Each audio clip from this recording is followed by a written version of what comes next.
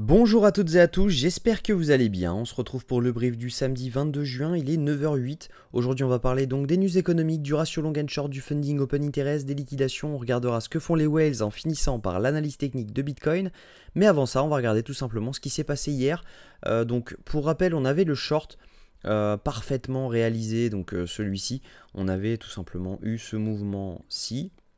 Donc tout simplement le mouvement baissier, haussier et rebaissier.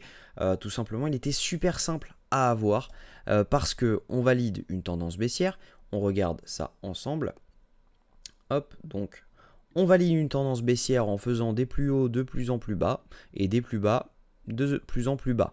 Qu'est-ce qui arrive quand on arrive ici?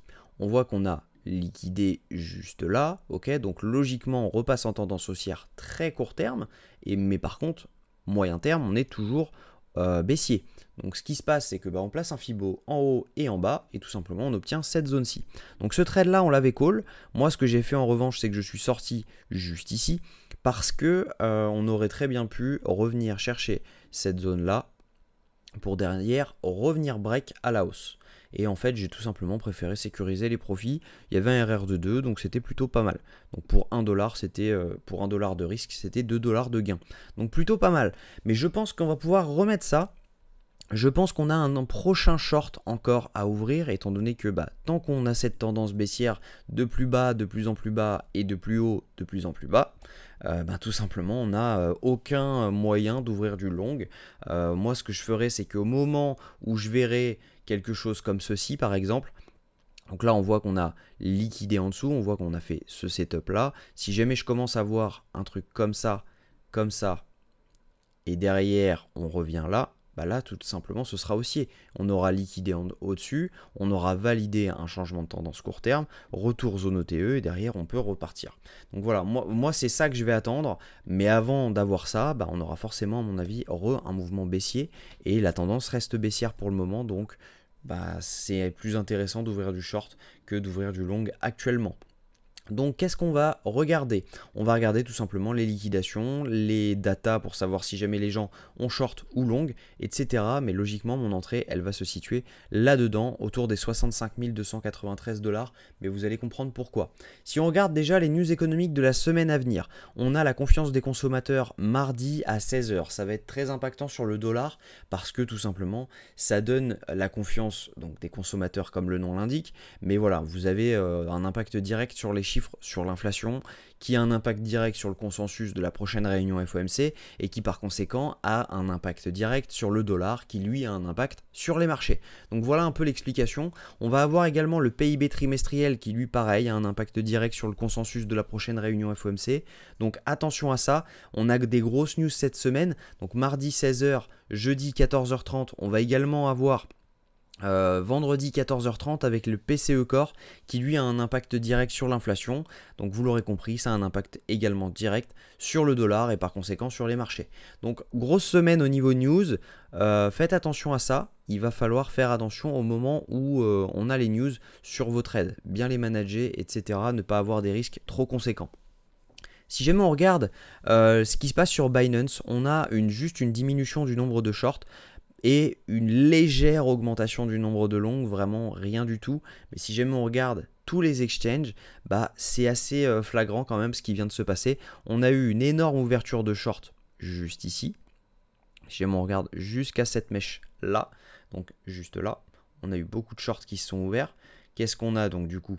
On a énormément de liquidations qui sont présentes ici, ici et tout le long juste là. Ok, donc attention à ça, à mon avis on peut très bien revenir faire un mouvement haussier derrière.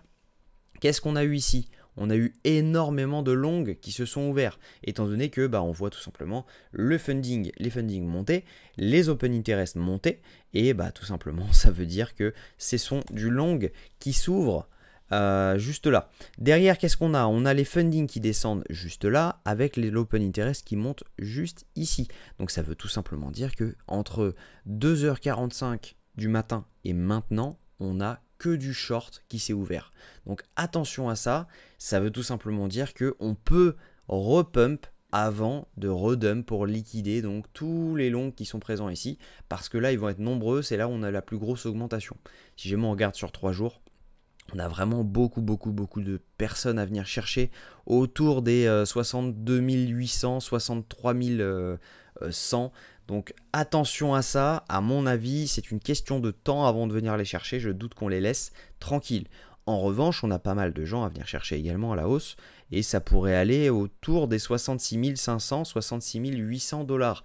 En revanche, si jamais on commence à aller au-dessus de cette zone et qu'on fait une clôture daily ou H1 ou H4 au-dessus de cette zone, on passera en tendance haussière. Et là, on cherchera du long. Donc c'est là où est la subtilité, c'est que on peut très bien avoir un prix qui revient chercher cette zone, ok, il revient chercher cette zone, mais du coup, s'il le fait, on valide un plus haut, ok, de plus en plus haut.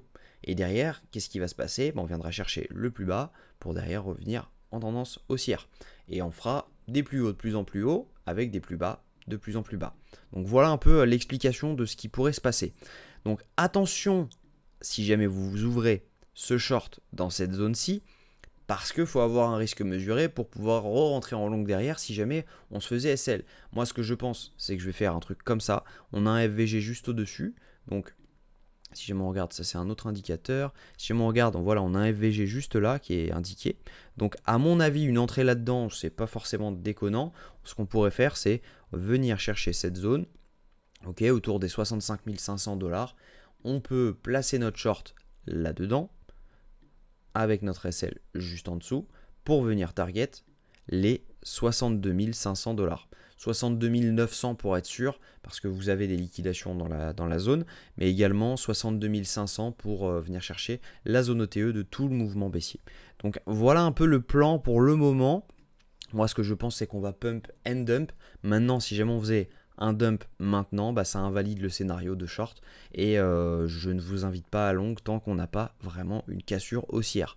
Pour rappel, je fais des vidéos tous les jours, donc n'hésitez pas à vous abonner, ça vous évitera de manquer ce qui pourrait se passer. Également, n'hésitez pas à rejoindre le Discord, ça vous permettra d'être beaucoup plus actif que sur les vidéos, même si les vidéos sont beaucoup plus complètes que ce que je présente dans le Discord, ça vous permet d'être plus réactif.